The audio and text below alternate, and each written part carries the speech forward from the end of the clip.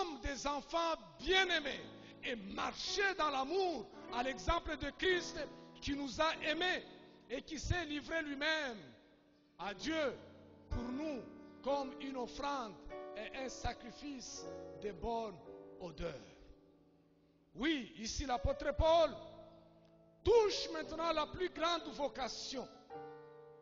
Il touche le but premier du chrétien. L'apôtre Paul dit, devenez.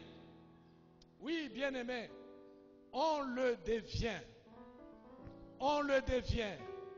Imitateur de Dieu, on le devient. Recevoir Christ est un point de départ. On reçoit Christ, mais il ne faut pas s'arrêter là. Il y a un travail à faire. Il y a un travail qui demande l'engagement personnel. Il y a un travail qui demande l'amour.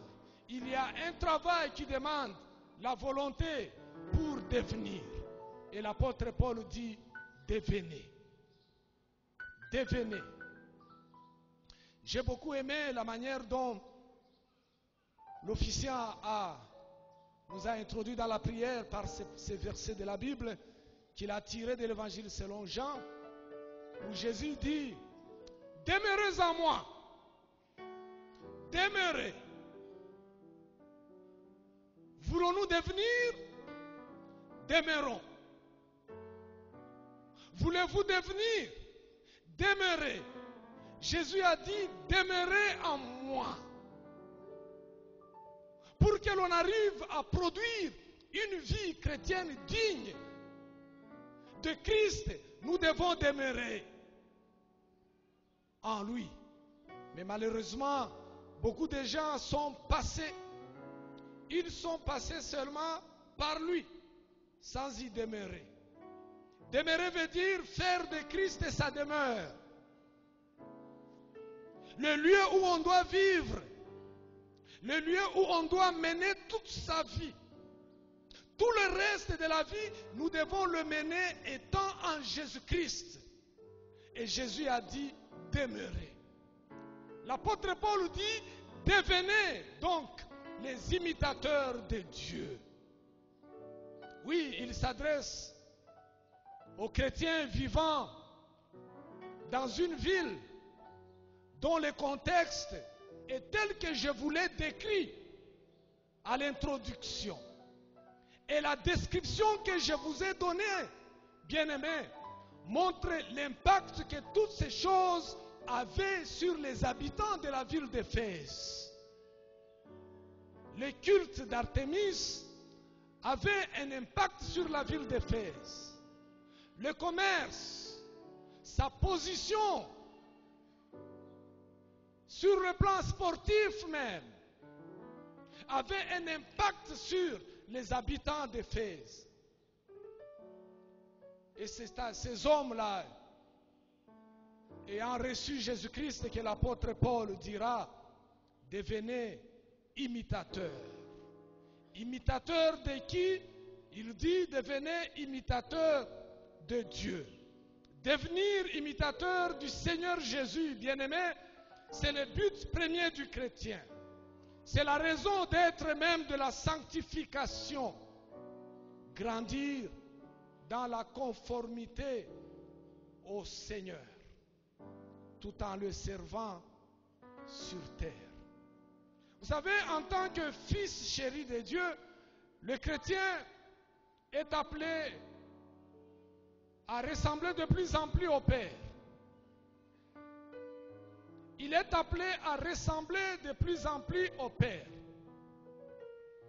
Quel que soit l'environnement dans lequel il vit, quel que soit l'environnement dans lequel il évolue, le chrétien étant fils chéri de Dieu, il est appelé à ressembler de plus en plus au Père céleste. Bien-aimés, savez-vous que l'environnement dans lequel nous vivons exerce une forte pression sur nous les hommes et surtout sur les chrétiens? Tout ce que nous vivons, tout ce que nous avons dans la ville a toujours eu de l'impact sur les hommes. Ce ne sont pas des choses à minimiser. Tout ce que nous trouvons au pays a toujours eu de l'impact. Essaye d'exercer une forte pression sur la population. Que ce soit les politiques, que ce soit l'économie, que ce soit le sport, quoi que ce soit que nous trouvons dans une ville a toujours eu de l'impact sur la population de cette ville. Et par conséquent, ça a toujours eu de l'impact aussi sur l'Église. Cela exerce une forte pression sur les chrétiens et sur l'Église. Si sur le plan économique, une ville est pauvre, cette pauvreté va se faire sentir sur la population et elle va se répercuter sur l'Église. Mais si une ville est riche, cette richesse aura des répercussions et sur la population de cette église, de la ville et sur l'église. Et le sport aussi a toujours eu de l'impact. Vous vous imaginez le jour où on organisera le mondial au Congo et qu'il y aura un grand match le dimanche matin à 9h. Vous vous imaginez ce qui peut arriver dans les églises? On vous dit que ce dimanche, c'est le match de Brésil et Italie. Vous savez ce qui peut arriver? Ce ne sont pas des choses à minimiser. On peut se retrouver des fois, même à 10 dans l'église. Je me souviens un certain samedi qu'on avait la réunion des papas, il y avait le mondial. Ah, ce jour-là, j'avais dit, ça sera une réunion des géants. On s'était retrouvés à 4. 4 seulement sur tout le nombre de papas de l'église. Où étaient partis les autres? C'est l'impact du sport sur la population et sur l'église. Tout le monde courait aux écrans de télévision. Et là, on oublie même de lire la Bible. Sa Bible, on la met de côté. Il faut voir le match. Hier, les gens couraient ici et là pour aller voir l'inauguration des Cannes. Tout le monde a l'écran.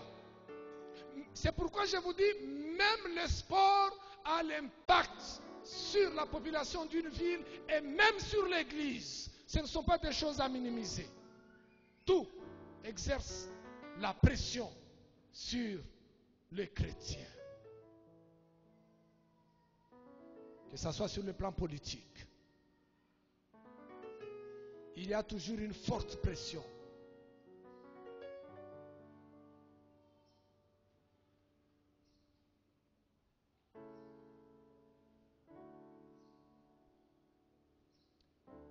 Et pourtant, c'est dans cet environnement que nous sommes appelés à faire le travail. C'est cet environnement que nous sommes appelés à transformer par l'évangile. Voilà là où se trouve le problème. Nous vivons dans un environnement qui exerce une forte pression sur nous, mais nous sommes appelés par Christ aussi à impacter cet environnement.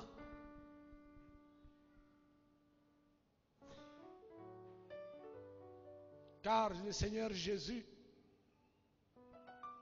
s'adressant aux disciples, il leur dira, allez, faites de toutes les nations des disciples. Il n'a pas dit, vous ferez les disciples seulement dans l'environnement qui sera bon et favorable pour faire le travail. Non. Il a dit seulement, allez, faites de toutes les nations des disciples. Où que vous soyez, quel que soit l'environnement dans lequel vous serez, faites de toutes les nations les disciples. Bien-aimés, et comment nous y parviendrons-nous si nous nous laissons influencer par l'environnement? Comment ferons-nous ce travail si l'environnement arrivait à nous gagner? Comment y parviendrons-nous si l'environnement faisait que nous devenions imitateurs du monde au lieu de devenir imitateurs de Dieu. Comment est-ce que nous y parviendrons? C'est là que se trouve le plus grand problème. Et Dieu sait, il sait que l'environnement dans lequel nous sommes en train de vivre constitue effectivement une forte pression pour nous. C'est pourquoi il avait dit aux Israélites, quand ceux-ci avaient été délivrés de l'Égypte et qu'ils allaient vers la terre promise, le Seigneur leur dira dans Deutéronome chapitre 18 verset 9, Deutéronome 18 verset 9, le Seigneur dira: lorsque tu seras entré dans le pays que l'Éternel ton Dieu te donne, tu n'apprendras point à imiter les abominations de ces nations-là. Tu n'apprendras point à imiter les abominations de ces nations-là. C'est une interdiction que Dieu avait donnée à un peuple qu'il a délivré. Il délivre un peuple.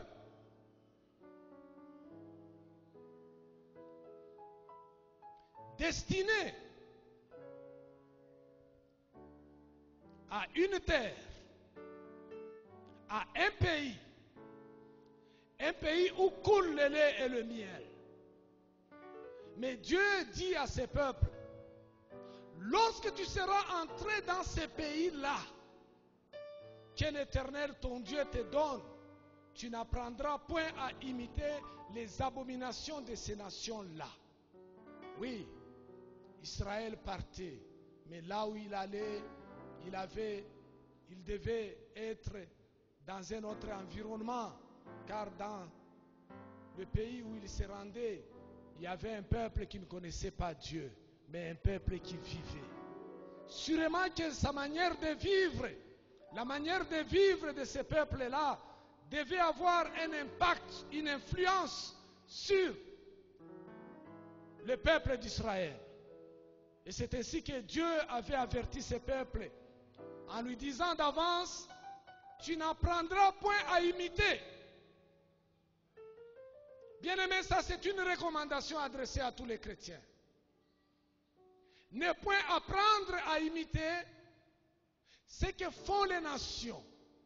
Ne point apprendre à imiter ce que font les païens. Ne point apprendre à imiter ceux parmi qui nous vivons, parce que nous avons une mission. Israël avait une mission, c'est de faire connaître aux nations le véritable Dieu. Et cette mission reste aussi la même pour nous. Faire connaître aux nations, faire connaître aux païens le vrai nom de Jésus. Faire connaître aux nations le Christ vivant. Faire connaître aux nations, c'est Dieu, appelé le Dieu des dieux, le roi des rois, le Seigneur des seigneurs, Jésus-Christ. Mais comment est-ce que nous pouvons y parvenir si nous nous laissons entraîner facilement par ces nations-là? C'est là que se trouve le plus grand problème. Nous sommes facilement entraînés par le monde. Chrétiens, quand on voit même la manière dont nous sommes en train d'aller enterrer les morts, on dirait qu'il n'y a pas de différence. Pas de différence avec les païens. Les païens sont dans les zanga-zanga, vous trouvez aussi les chrétiens dans les zanga-zanga. Mais vous vous demandez finalement, dans cette foule, qui est chrétien, qui ne l'est pas. Entraîné par le monde. Je n'aimerais pas vous faire les détails de toutes ces choses qui montrent que le monde a eu effectivement de l'impact sur nous. Parce que ce sont des choses que nous vivons chaque jour. Chaque jour. Imitateur du monde au lieu d'être imitateur de Dieu. Et Paul dira: soyez imitateurs de Dieu. Oui, mais cela a des conséquences, bien-aimés. Des fois, on est méprisé parce qu'on veut être imitateur de Christ. on est méprisé. Oui, mais ces mépris-là ne font que partie de la stratégie du diable pour décourager les chrétiens à marcher sur sa voie.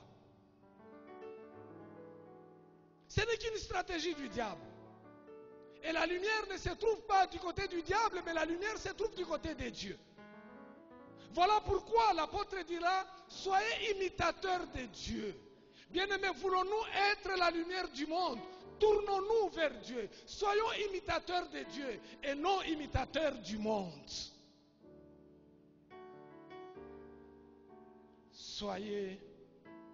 Devenez les imitateurs de Dieu comme des enfants bien-aimés.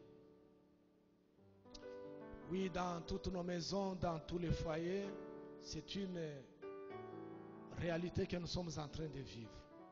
Lorsqu'un enfant aime beaucoup son père, vous voyez cet enfant commencer à imiter son père. Vous voyez le jeune garçon qui commence à marcher comme son père, la main dans la poche, montrant que j'aime beaucoup mon père. Il parle comme son père. Il s'assied comme son père. Et tout cela sont des signes que réellement cet enfant aime son père. Il veut être imitateur de son père. Si une fille aime sa maman, vous verrez dans la maison que c'est une fille qui imitera toujours sa maman. Toujours. Cela montre qu'il y a effectivement un lien affectif entre l'enfant et son père. Il y a un lien affectif entre l'enfant et ses parents. Si réellement nous sommes des enfants bien-aimés de Dieu,